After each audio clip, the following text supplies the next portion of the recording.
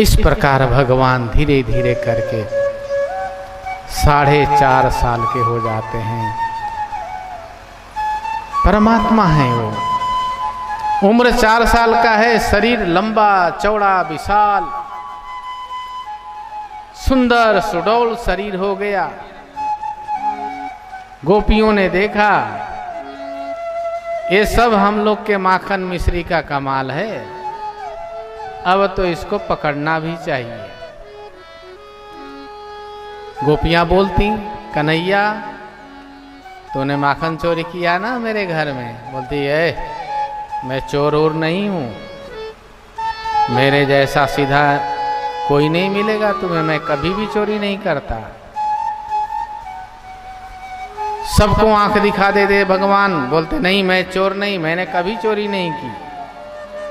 गोपियों ने मिलजुल करके सलाह किया कि अब इसको पकड़ा जाए। भगवान को पकड़ने के लिए गोपियों ने जतन लगाए। भगवान को बड़े सुंदर तरीके से माखन मिश्री लगा करके घर के बाहर चली गईं, और घर के बाहर जैसे ग्वाल बाल देखते थे कि सब गईं और घर में घुस जाते थे, ऐसे ही गोपियों ने भी देख लिया कि अब ये घर में घुस गए हैं। और चारों तरफ से गोपियों ने आकर के धावा बोल दिया, श्री राम। गोप ग्वाल जो ग्वाल बाल थे वो तो भाग लिए, और जो भाग नहीं रहे थे उनको गोपियों ने जबरदस्ती भगा दिया वहां से, भाग। और कन्हैया को पकड़ करके बिठा लिया और भगवान को बोलने लगी, अब बताओ तुम तो बड़े ही बाबा जी बनते थे, चोरी नहीं करते, ये क्या कर रहे हो। भगवान ने कहा ये चोरी थोड़े है। गोपियों ने कहा क्या है। बोले बरजोरी है। बरजोरी नहीं समझते आप लोग, जबरदस्ती। हम चोरी नहीं जबरदस्ती करते हैं। गोपियों ने कहा अच्छा। एक गोपी ने कहा लाओ रस्सी, लाओ रस्सी। दूसरी गोपी कोई मथानी लेके आई और भगवान का हाथ बांध दिया। दूसरे ने कहा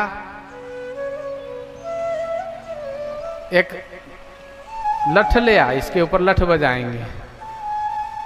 तीसरे ने कहा हाँ हाँ ठीक ही बोल रही हो, चोर के साथ तो ऐसे ही करना चाहिए। भगवान मुंह लटका लिए। भगवान ने सोचा आज तो मैं फंस गया, श्री राधे। और फंसे भी तो कहाँ, ऐसे भक्तों के साथ जिनके हृदय में मैं नित्य निवास करता हूं,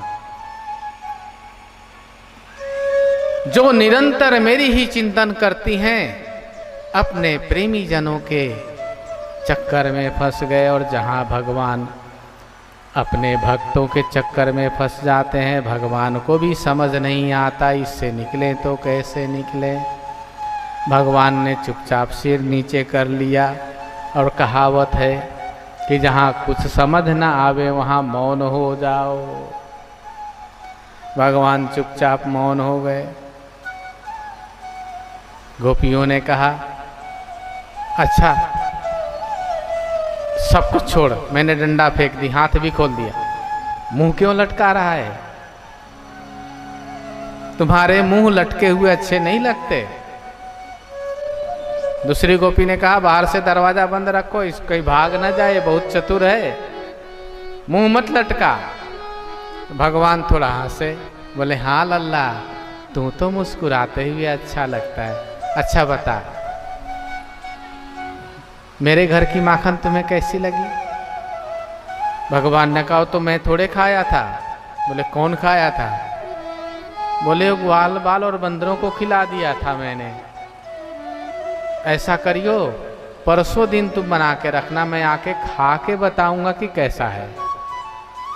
गोपी बोली अच्छा तो तू इतने माखन खाए, एक दाना भी नहीं खाया उसमें से? बोले नहीं परसों आऊंगा। गोपियों ने कहा हे भगवान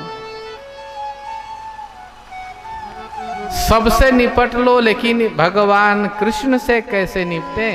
सारा मक्खन खा लेता है, बोलता है मैंने ही नहीं खाया।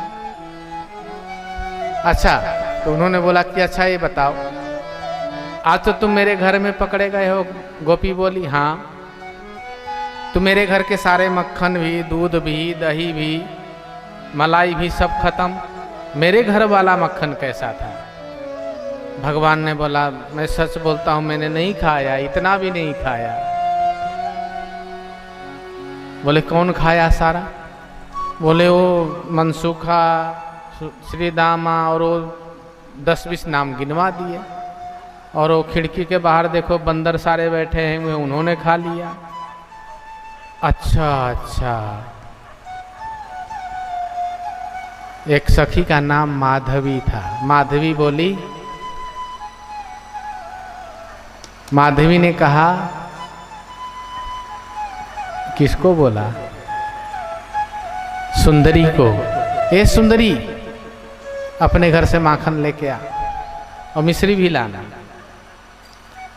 बेचारा माखन नहीं खाया, इसको हम लोग अपने हाथों से माखन खिलाएंगे। भगवान बोले नहीं नहीं, मुझे जाने दो। बोले नहीं लाला, तुमने इतना मेहनत किया, तुमने इतनी माखन भी नहीं खाई। गोपियों ने कहा नहीं, अब तो तुम्हें मैं माखन खिलाऊंगी, मिश्री खिलाऊंगी और औटाया हुआ दूध पिलाऊंगी। लल्ला तुम्हें मलाई डाल के दूध पिलाऊंगी। गोपी गई और तुरंत माखन मिश्री लेके आ गई। भगवान बोले मुझे माखन नहीं खाना है। बोले कैसे नहीं खाओगे? अच्छा, एक गोपी बोली अच्छा, भगवान ऐसे बोले ना? कैसे बोले? नहीं नहीं, मुझे माखन नहीं खाना। हाथ और सिर हिला के बोले। गोपी बोली अरे ये तो नाच रहा है। दूसरी गोपी बोली अरे ये तो गली में भी नाचता रहता है। अच्छा चलो, माखन नहीं खाना ठीक है, तुम्हें यहाँ से जाना तो है? बोले हाँ जाना है मुझे, छोड़ दो।